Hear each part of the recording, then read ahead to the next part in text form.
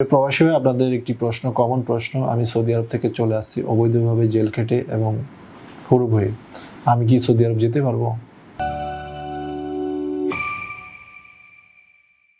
আসসালামু আলাইকুম ওয়া রাহমাতুল্লাহি ওয়া বারাকাতুহু। সকল প্রবাসী ভাই এবং বিদেশ যাত্রী ভাইদেরকে জানাই আন্তরিক শুভেচ্ছা এবং অভিনন্দন। প্রিয় প্রবাসী ভাই, আপনাদের একটি প্রশ্ন, কমন প্রশ্ন। আমি সৌদি আরব থেকে চলে আসছি অবৈধভাবে জেল খেটে এবং হুরুপ হয়ে। আমি কি সৌদি আরব যেতে পারবো?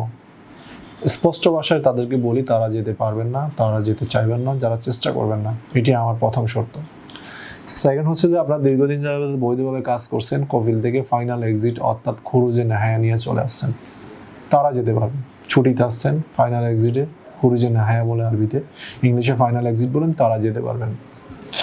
এবং যারা আকামা ছাড়া অবৈধ ছিলেন, ধরা দিয়ে চলে আসছেন, তারাও যেতে পারবেন। আমার মূলত এই কথাগুলো ছিল যে আপনাদের অনেক হাজার হাজার প্রবাসী ভাইদের এই প্রশ্ন যে আমরা যেতে পারবো কিনা, এটি চেক করা যায় কিনা। এটি এম্বাসিতে চেক করা যায়, ইমিগ্রেশনে চেক করা যায়, রিক্রুটিং এজেন্সির মালিকদের চেক করার কোনো সুযোগ সুবিধা দেয় নাই। তবে সৌদি যাও যাতে কিছু অফিস আছে, তারা চেক করতে পারে। সেক্ষেত্রে আপনাদের যদি এই ধরনের সহযোগিতা লাগে, আমরা চেক করে দিতে পারবো, সহযোগিতা করতে পারবো। আর চেক করার কিছু নাই, আপনাকে যদি অবৈধভাবে থাকেন বা চলে আসেন বা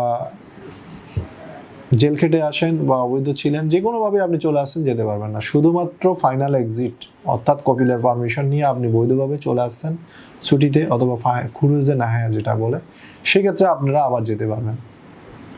সেকেন্ড হচ্ছে যে অনেক কপিল আপনাকে ফাইনাল এক্সিট দিয়ে দিছে, আপনি ফাইনাল এক্সিট 60 দিনের ভিতরে চলে আসেন নাই, অবৈধ ছিলেন, আপনি আবার পুলিশের মাধ্যমে ধরা দিয়ে চলে আসছেন, যেতে পারবেন কিনা। আপনি বৈধভাবে ফাইনাল এক্সিট দিচ্ছেন কিন্তু আপনি 60 দিনের ভিতর দেশ ত্যাগ করেন নাই, তার মানে আপনি অবৈধ হয়ে গেছেন, আপনিও যেতে পারবেন না।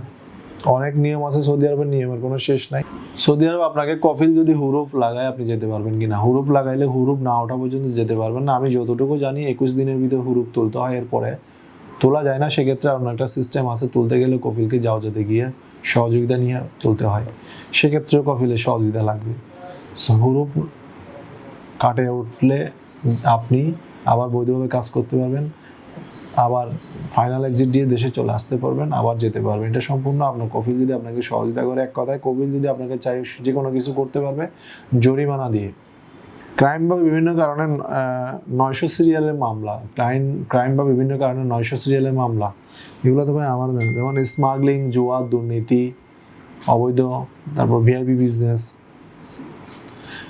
বাটপাড়ি করা, চিটিং করা, বিভিন্ন ধরনের মিথ্যা বলা বা কাউকে ঠকানো, মারা বা কারোর অর্থ আত্মসাৎ করা, এর 900 সিরিয়াল মামলা। এই ধরনের যদি কোনো মামলা থাকে,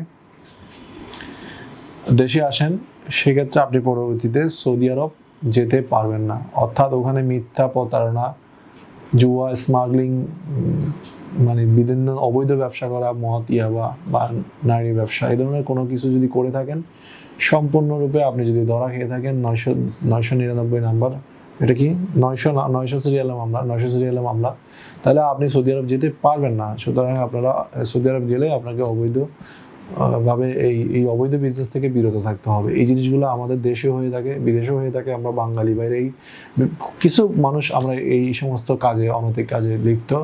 আমরা বিরত থাকার জন্য চেষ্টা করব। অবশ্যই আমরা যারা প্রবাসী আছি তাদেরকে সতর্ক করতেছি, এই সমস্ত কাজে আপনারা কখনো নিয়োজিত হবেন না।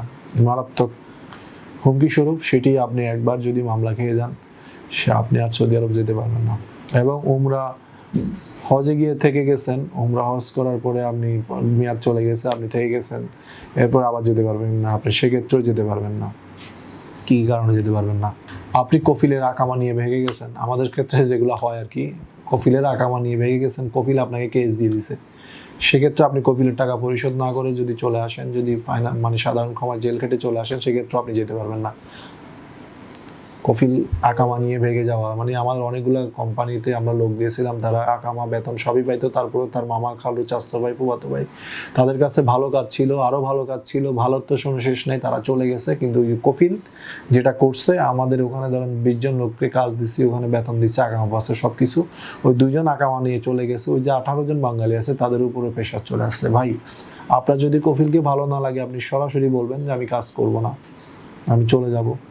কফিল যে আকামা করছে, আপনি আকামার টাকাটা দিয়ে কফিল থেকে ছুটি নিয়ে চলে যান। না দিলে আপনি লেবার কোড আছে বা বিভিন্ন ধরনের আইন আছে, আদালত আছে, সেখানে গিয়ে আপনি পুলিশকে গিয়ে অবহিত করেন। কিন্তু আপনি যদি না বলে চলে যান, আপনার পিছনে যে ওখানে যে আরো বাঙালি ভাইরা কাজ করতেছে, তাদের বেতন বা তাদের আকামা, তাদের ভবিষ্যৎটা কি, সেটাও আপনাকে চিন্তা করবে। সৌদি, আমি মনে করি যে সৌদিতে যে পরিমাণ বাঙালি মানুষ, কিছু কিছু প্রবাসী ভাইরা যে পরিমাণ অপরাধ করে আমাদের যে শ্রম বাজারটা বন্ধ করে নাই, এটা হাজার শুকরিয়া, লাখো শুকরিয়া বাঙালিদের জন্য।